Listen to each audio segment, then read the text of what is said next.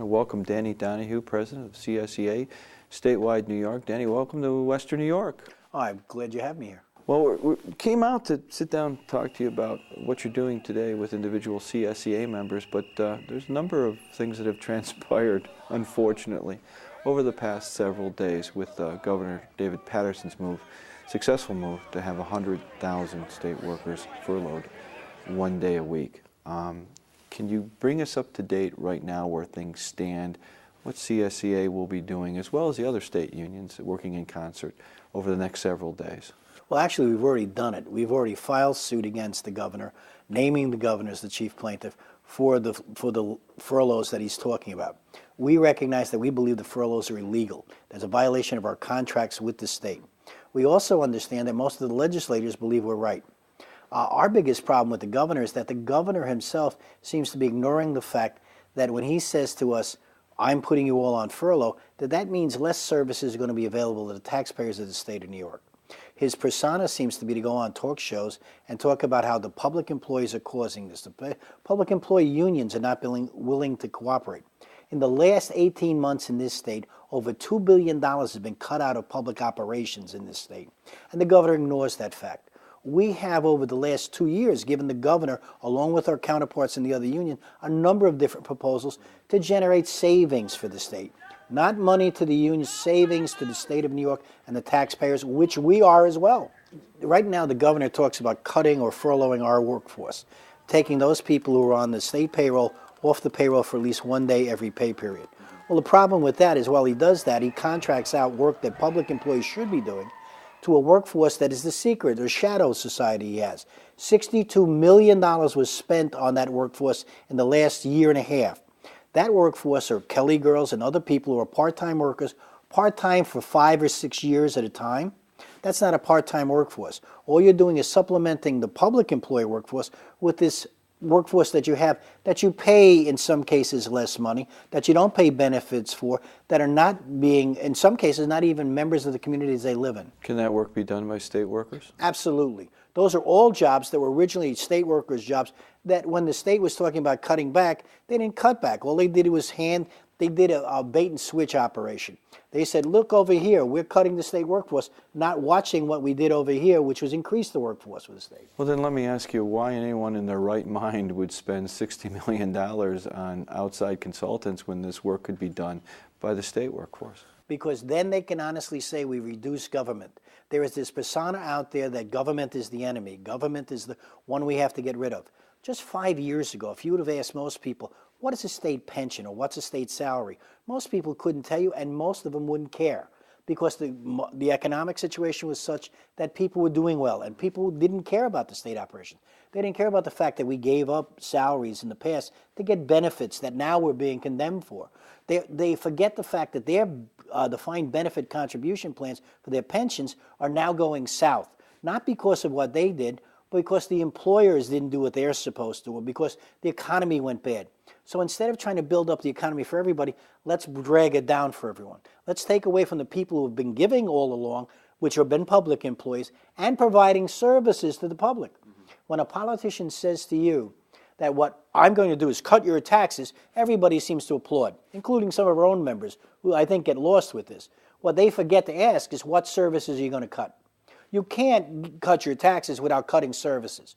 Most people, when you say that to them, what do you mean by that? Do you want less people to drive your children to school? Do you want less people to take care of your grandparents and parents in nursing homes?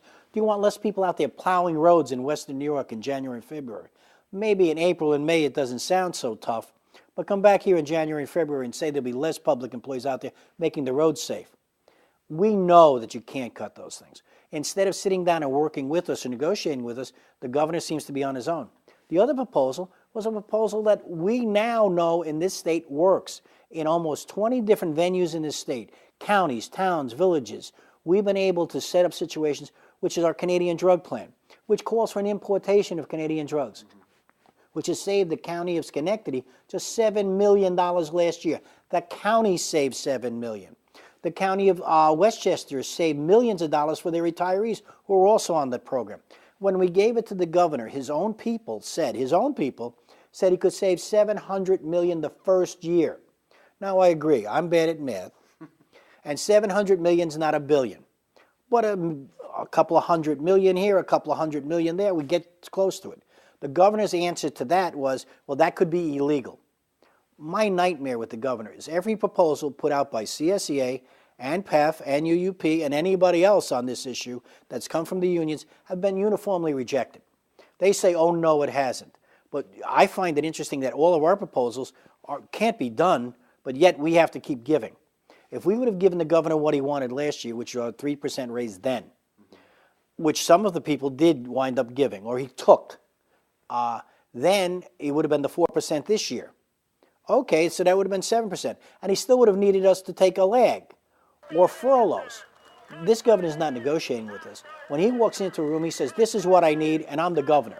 What has CSEA given back over the course of time that maybe the general public does not realize? Back as early as the mid-2000s, when the public was still getting decent raises, I mean raises in the 7 or 8% range, public employees were getting 3% raises. Public employees back then were even paying into their pension systems of 3% a year. And only in the last 5 years, 6 years, have we been able to say we are not paying into our pension systems. Up until that point, all public employees paid in that were everything above Tier 1. Tier 2, Tier 3, Tier 4 all had to pay 3% in. Only about 6 years ago, we were able to negotiate that after 10 years of paying into your pension, you then don't have to pay anymore. Well, I don't think that's a big leap. And now the governor under Tier 5 is moving it back so everybody has to pay in. That doesn't do anybody any good, because in the days when we paid into the pension system and the market was going wild and people were making money all over the place, we had a situation where the state and local governments weren't paying anything. Most municipalities, it was a paper transfer because the market was doing so well and everybody was out there. We know better than anybody. When things are good in state government, they didn't come to us and say, well, you know, things are really good now. We have a lot of money, and we did have those times in this state. We want to give you more. We've always negotiated at a fair level, but a low level. We've always improved our benefits, which were never an issue. Suddenly the market goes bad, the economy goes bad, people without jobs, and that's terrible. We want people to work. We want people to be out there being productive. But we understand, too, that you can't lay off workers who pay taxes, workers who live in the communities, or lag them or furlough them, and then expect them to be able to pay the bills they have to suddenly turn around and expect them to have confidence in the economy, go out and do the things that they have to, when they see everything around them crumbling. And in the name of good government, that's about as poor administration as I could lay my hands on.